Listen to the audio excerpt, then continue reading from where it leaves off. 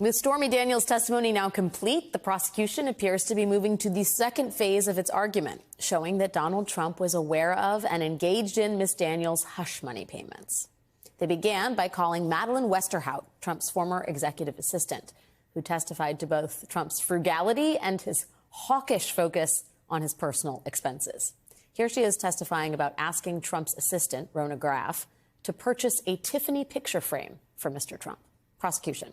Can you read Ms. Graff's response? Westerhout. It says, please note that the frames are on the pricey side, about $650 minus a 15% discount. Does DJT want to spend that much? DJT, Donald J. Trump, $650 for the billionaire. Does DJT want to spend that much? Here's Ms. Westerhout testifying about Trump, again, a self-proclaimed billionaire and also a sitting president, attending to the matter of his golf club dues at the Winged Foot Golf Course. Prosecution. What's the total amount of the invoice? Westerhout. $6,974.01. Prosecution. Can you read what's written in Ms. Graff's writing? Westerhout. Dear President, if Winged Foot will allow me to suspend your membership for 4 or 8 years, do you want me to look into it or do you want to continue paying annual dues and the food minimum? And then the prosecution had Westerhout read Trump's handwritten response written in his signature Sharpie. Prosecution. What's written below the note in Mr. Trump's handwriting? Westerhout. Yes, ASAP. Okay.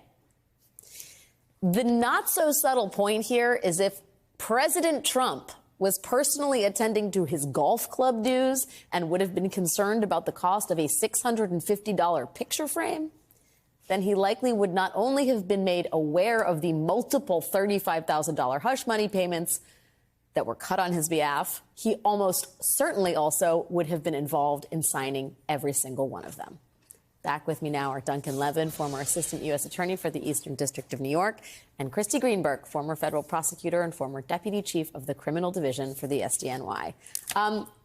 Christy, are these examples, the $650 picture frame, the fact that the president of the United States had time to liaise with his assistant about the golf club dues, are they indicative of the point that the prosecution's trying to make, do you think? I think so. I mean, these are relatively small amounts compared to each month writing out signing a check for $35,000. So if he cares about $650 and $6,000, he certainly was asking questions about why he's paying his lawyer $35,000 each month.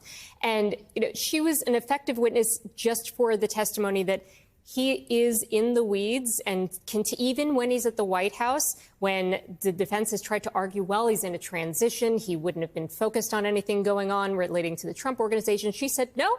When he would get his checks, I would send them. They would be stapled to an invoice, and he would look at those. He would read the materials. He was interested in his, in his information and his finances, and he would sign the checks generally. And she saw him sign the checks. So again, just for that testimony alone, it was effective at making the point that Donald Trump personally signed a number of these checks, and that he likely would have asked questions about what these invoices were for. The check signing process, Duncan, is like it's stunningly convoluted. I think we have like a graphic of it if we can pull up. So the Trump organization cuts the check.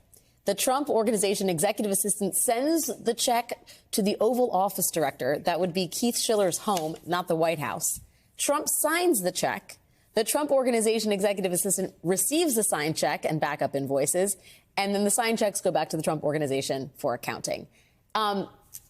Number one, this involves Trump, right? Like, he's part of this convoluted process. But also, it seems rather secretive, doesn't it? It seems like they're avoiding something. There's nothing fishy about sending checks to the president's body man at his home address. Exactly. There's nothing fishy about that at all. But, what was interesting is the way that this all fits together, because there's testimony they're reading from his book earlier in the trial, how to get rich and think like a billionaire, saying this guy negotiated down to the paper clips, and he trusted Alan Weisselberg, the CFO, implicitly. This is a guy who was in the weeds. He's famous for not paying his lawyers. They're doing a really good job of showing that not only is this person, the defendant, very involved in every piece of the finances of his business, this particular thing was done very secretly and getting to him in the Oval Office while he's president of the United States, because what they're anticipating is that the defense is going to get up there and say, look, this guy's the president. He's not paying attention to any of this. But he he is. Oh, but he is. And that they've done a really good job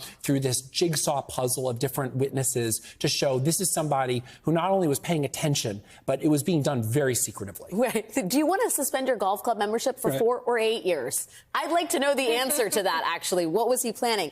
Westerhout also had something in common with Hope Hicks, who was brought in. Both of these women, very close to Donald Trump, thought of themselves as daughter-like figures. Both broke down on the stand. I wonder what you think in terms of character and what this does to buttress the prosecution's argument that, you know, this isn't about anti-Trumpers coming out of the woodwork to damn Donald Trump at trial. These are some of his closest people giving pretty incendiary information. Yeah, she testified that she wrote a book because she thinks that Donald Trump has been treated unfairly, and she wanted to tell his story. I mean, that's a pretty significant witness in terms of everybody that has testified so far. She was the one who really seemed to testify most strongly in his favor. She talked about how the utmost respect that she had and admiration for Donald Trump and Melania's marriage. And like, it was just, I mean, it was a lot. It was a lot. And at the point where she's breaking down because she left and she felt like there was some betrayal. And then on cross-examination, there's, well, you know, President Trump has forgiven you. And she's tearfully saying yes. And like, it was just, it was a lot of information. She was clearly very friendly to President Trump. So anything she said that was positive for the state should be believed. I do wonder, we're teeing up the sort of star witness here, Michael Cohen. Given all that we've seen thus far, Duncan, how critical is his testimony, and will it, I mean, how much does it matter that his character is quite flawed?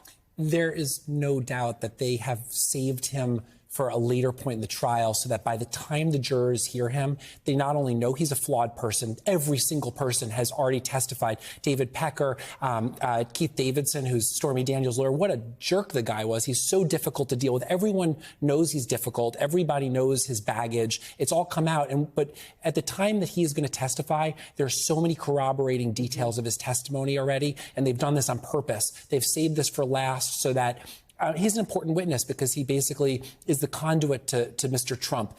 Mr. Trump is basically the cover-up is a conspiracy between the National Enquirer and David Pecker, Michael Cohen, and Mr. Trump. And they're trying to place him, and Michael Cohen's testimony is going to place Mr. Trump directly in the middle of this conspiracy. So his testimony is important. It's corroborated by all these details. And so they've basically saved it for last, but I think on purpose. Trump's own words, Trump's own people, all of them buttressing the argument that Michael Cohen will eventually make. Duncan Levin, Christy Greenberg, so great to have you guys here. Thanks for joining me tonight.